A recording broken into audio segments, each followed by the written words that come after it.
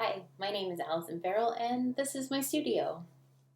I'm the author and illustrator of the book, The Hike. In The Hike, one of the main characters, Wren, loves to draw in her sketchbook. You can see over here, this is Wren's sketchbook, and she's drawing birds in her sketchbook, and she also draws all kinds of scenes from nature.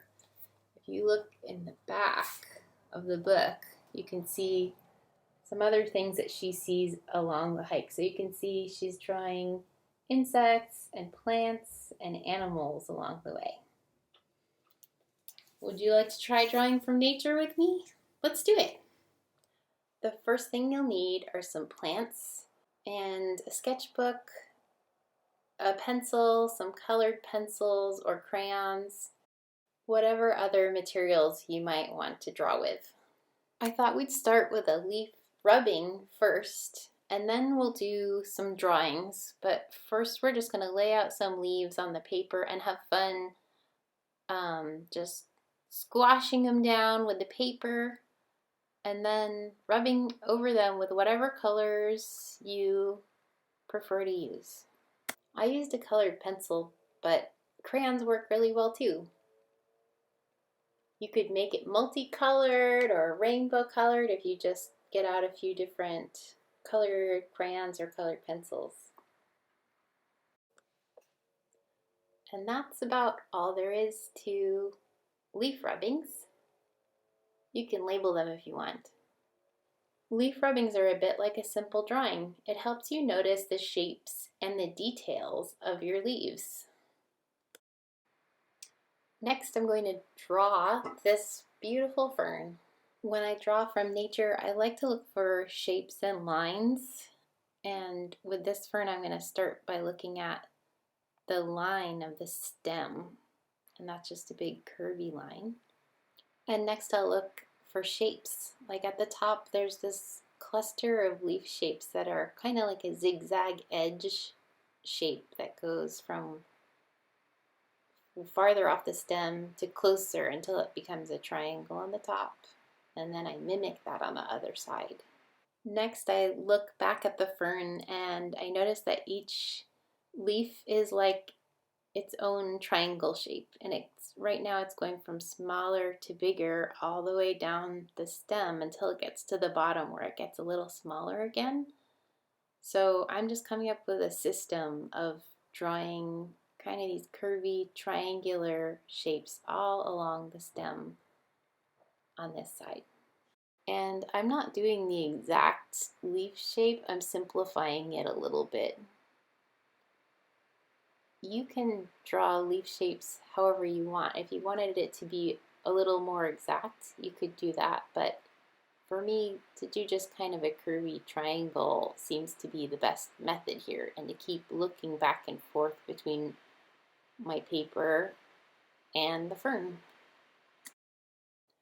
There's something about that repetition of shapes that makes ferns really fun to draw.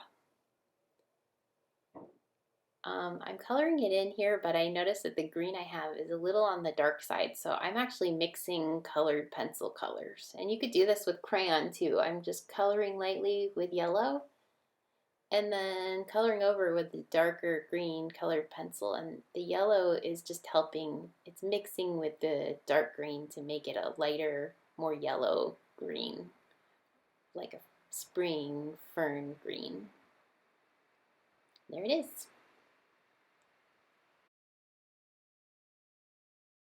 All right, next up is this sweet little clover. I'm going to take a minute to just look at the shape of everything. The flower is what I'll draw first. I'm going to rough out the shape of the flower. It's got some kind of rough outline to it because there's all these petals in here. And I just keep looking at the petals and noticing how they overlap.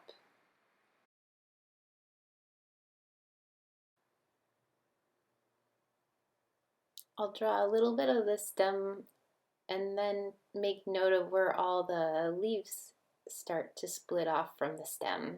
Here's the leaves on the right, and then the stem, and then I'll finally finish up with the 3 leaves on the left side. When you draw flowers and leaves, look at the basic shape of the leaf or the flower before you put detail in. Is it an oval? Is it a long teardrop shape? Is it kind of circular? Make note of it. Just keep looking back at your flower or your leaf, whatever you're drawing. If you're drawing a flower, notice if the flower and the leaves overlap at all. Next, I'm going to color it in, and I'll overlay the color, the light green and the dark green, because if you look carefully at the clover leaf, you can see a little bit of light green and a little dark green. So I'm using my yellow again to make the color a bit more yellow because it's a pretty blue-green here. And the leaf of the clover, it actually has quite a bit more yellow in it than this colored pencil. I guess I didn't really like this color green too much because I'm dulling it down a bit with just a regular pencil and just shading lightly over it.